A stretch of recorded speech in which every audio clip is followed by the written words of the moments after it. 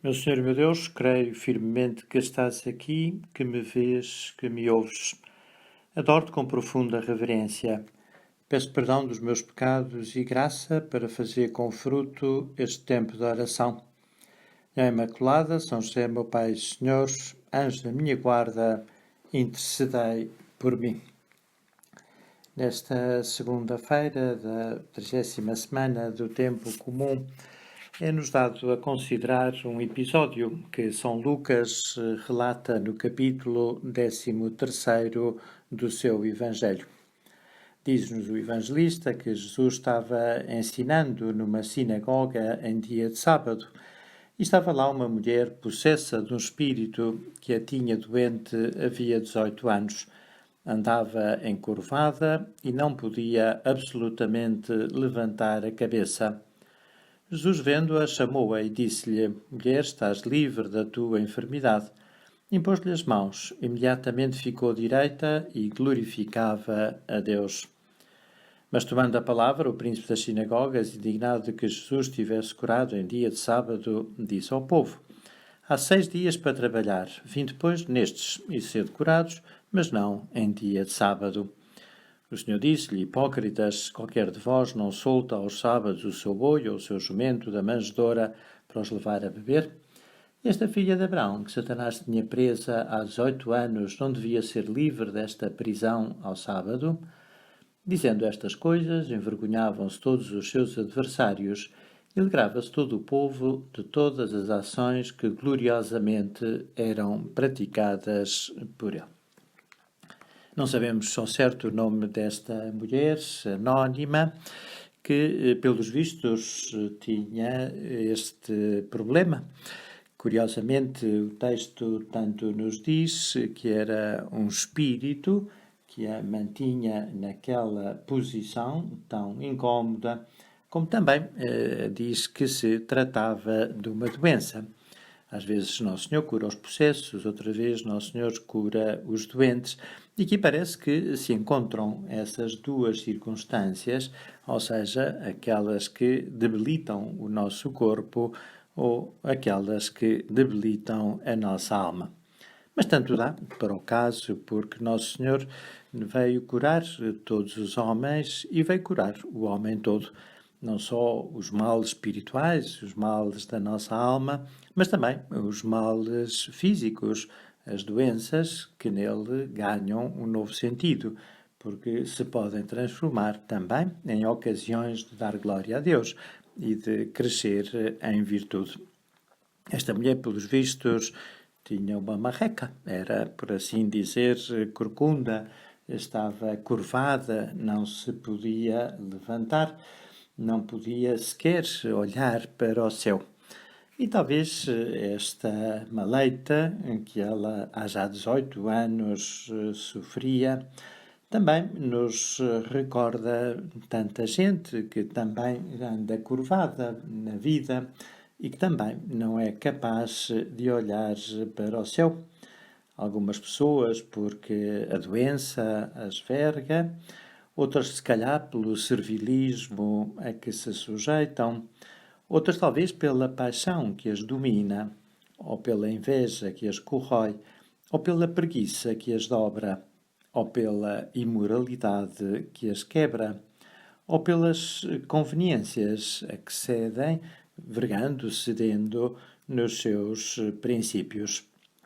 E é uma pena, uma pessoa que foi feita para estar de pé, para estar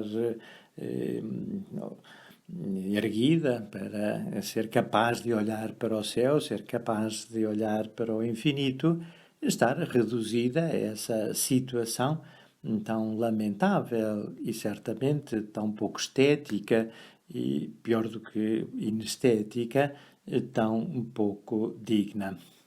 Nosso Senhor teve pena daquela mulher, como Nosso Senhor tem sempre pena de tudo aquilo que nos afasta da nossa grandeza original, tudo aquilo que oculta a nossa gloriosa condição de imagem e semelhança de Deus, e mais ainda a nossa graça, a graça que nos faz filhos de Deus.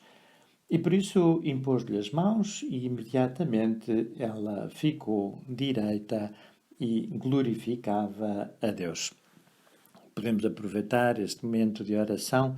Estamos a falar com o nosso Senhor na intimidade do nosso coração e pedir ao Senhor que nos imponha também as mãos, que também Ele nos ajude para que nos saibamos de novo erguer, que também Ele nos ajude a estarmos direitos na vida, que Ele também nos ajude para que a nossa atitude, seja ela qual for, seja sempre de dar glória a Deus, porque todas as coisas são boas e todas as coisas são, ou devem ser, para a glória de Deus.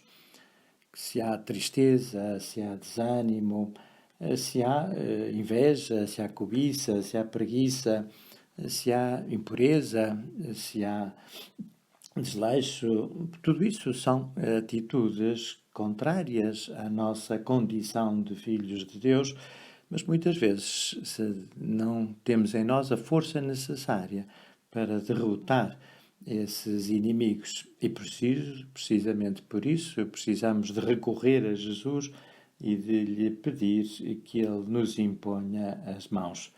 Talvez agora cada um de nós esteja a pensar também nessa situação, nessa limitação, nesse defeito dominante, nesse pecado mais recorrente, e se calhar também no nosso coração estamos a pedir: Senhor, vem ter comigo, Senhor, impõe em mim as tuas mãos para que eu me possa de novo levantar e para que eu possa de novo glorificar a Deus.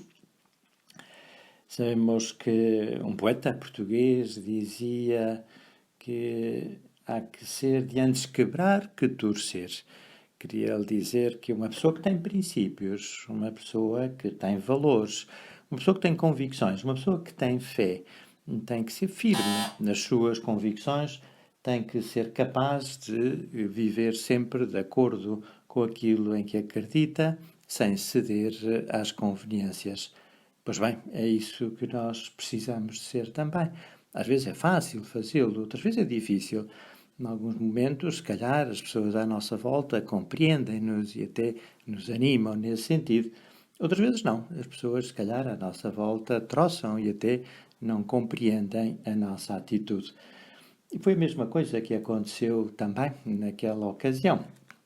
Porquê? Porque, embora aquele milagre parecia tão justificado pelo facto da mulher estar há tantos anos naquela atitude, naquela posição tão incómoda, a verdade é que poucos foram os que reconheceram o mérito da ação do Senhor e lhe deram graças. E até aqueles que era de esperar que tivessem uma atitude de louvor foram aqueles que precisamente mais criticaram o Senhor e criticaram também aqueles que o louvaram. O príncipe da sinagoga, indignado de que Jesus tivesse curado em dia de sábado, disse ao povo: há 6 dias para trabalhar, vim depois nestes e sede curados, mas não em dia de sábado.